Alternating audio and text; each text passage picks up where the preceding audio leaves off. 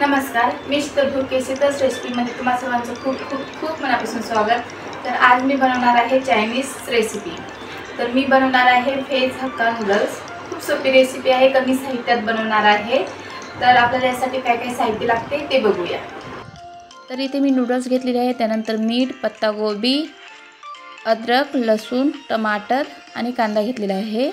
त्यानंतर dark soya sauce, tomato ketchup, red chilli sauce आणि green chilli sauce. कढईमध्ये पाणी गरम करायला ठेवायचं आहे आपल्याला। पाणी गरम झाल्याच्या नंतर त्यामध्ये मीठ टाकायचं आहे। खूप सोपी रेसिपी आहे।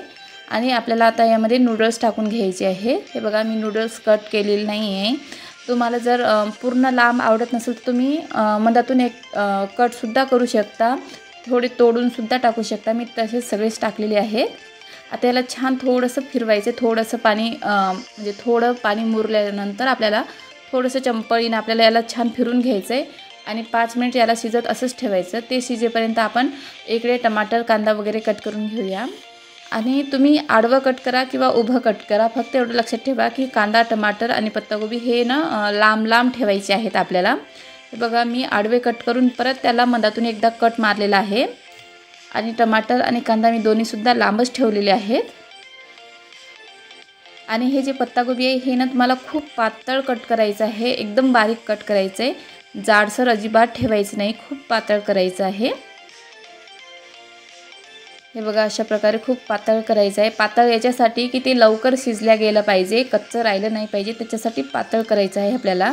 आता किसणीनं आपण अद्रक आणि लसूण किसून घेऊया। तुम्हाला जर खलबत्त्यातून काढायचं असेल तर तुम्ही खलबत्त्यातून सुद्धा काढू शकता। मी किसणीने कट करून घेते आणि मधातने आपल्याला हे जे नूडल्स आहेत हे फिरवत राहायचे आहेत। हे बघा, छान सगळे मोकळे फडफड झालेले आहेत। जर तुम्हाला त्यामध्ये नूडल्समध्ये जेव्हा आपण नूडल्स शिजू घालतो ना, उकळून घेतो, तेव्हा त्यामध्ये थोडंसं तेल टाकायचं असेल तर तुम्ही तेलसुद्धा टाकू शकता। इकडे अद्रक आणि लसूण मी किसून घेतलेले आहे आणि हे बघा, आपलं सर्व कट झालेलं आहे आणि 5 मिनिटात आपले नूडल्स शिजून तयार झालेले आहेत। आता मी हे गॅस बंद करते आणि हे जे नूडल्स आहेत हे चाळणीमध्ये काढून घेते, कारण की याच्यातलं जे पाणी आहे ते आपल्याला चाळून घ्यायचं आहे। हे बघा, अशा प्रकारे। आता परत गॅसवर कढई ठेवते, गॅस चालू करते आणि यामध्ये मी 2 चम्मच तेल टाकून घेणार आहे। तेल आपल्याला जास्त अजिबात वापरायचं नाही आहे। तेल छान गरम झाल्याच्या नंतर त्यामध्ये अद्रक आणि लसूण टाकायचं आहे। आणि एवढं लक्षात ठेवा, जेव्हा आपण फोडणी देतो ना तेव्हा जिरं मोहरी अजिबात टाकायचं नाही आहे। चायनीजमध्ये जिरं मोहरी टाकत नाहीत। आणि गॅसचा पॉवर एकदम हाय ठेवायचा आहे आपल्याला, हाय पॉवरवरच सर्व शेकून घ्यायचं आहे। आता मी यामध्ये कांदा, टमाटर आणि पत्तागोबी टाकलेले आहे आणि हे छान मिक्स करून घ्यायचं आहे। आणि आता यामध्ये आपल्याला मीठ टाकायचं, मीठ अजिबात जास्त टाकायचं नाही। हे जे भाज्या आहेत ना कढईमध्ये तुम्हाला सध्या जेवढं दिसत आहे तेवढ्यापुरतंच आपल्याला मीठ यामध्ये टाकायचं आहे, कारण नूडल्सला ऑलरेडी मीठ आहे, त्यामुळे आपल्याला फक्त या भाज्या आहेत त्यांच्यापुरतंच मीठ टाकायचं आहे। आणि आता याला छान मिक्स करून घ्यायचं आहे आणि यामध्ये आता सॉस टाकायचे आहेत आपल्याला। हे बघा, छान मिक्स झालेलं आहे। आता आपण पळी बाजूला ठेवूया आणि आता यामध्ये सॉस टाकून घेऊया। मी सोया सॉस घेतलेला आहे, त्यानंतर आपला टोमॅटो केचप, सर्व आपल्याला 2-2 चम्मच टाकायचं आहे। ग्रीन चिली सॉस, त्यानंतर रेड चिली सॉस। आता हे सर्व आपल्याला मिक्स करून घ्यायचं आहे। आणि जर तुम्हाला तुमच्या नूडल्सला जर कलर आवडत असेल तर तुम्ही यामध्ये थोडीशी हळदसुद्धा टाकू शकता।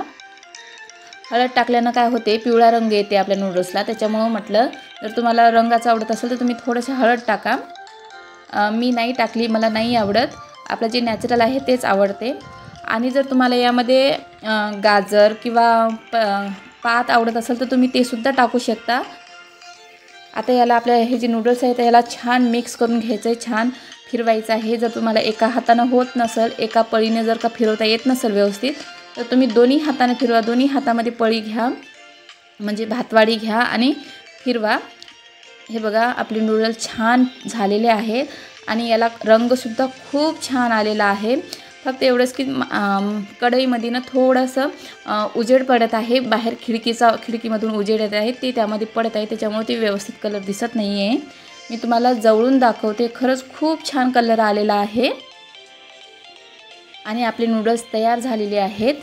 हे बघा, मी तुम्हाला जवळून दाखवते। हे बघा, किती छान कलर आलेला आहे। तर कसं वाटलं तुम्हाला ही साधी आणि सोपी नूडल्सची रेसिपी? आवडलीच तर लाईक, शेअर आणि कमेंट नक्की करा. आणि हो, अशाच नवीन नवीन रेसिपीजसाठी चॅनलला सबस्क्राईब नक्की करा. भेटू मग अशाच नवीन व्हिडिओमध्ये. बाय. थँक्यू.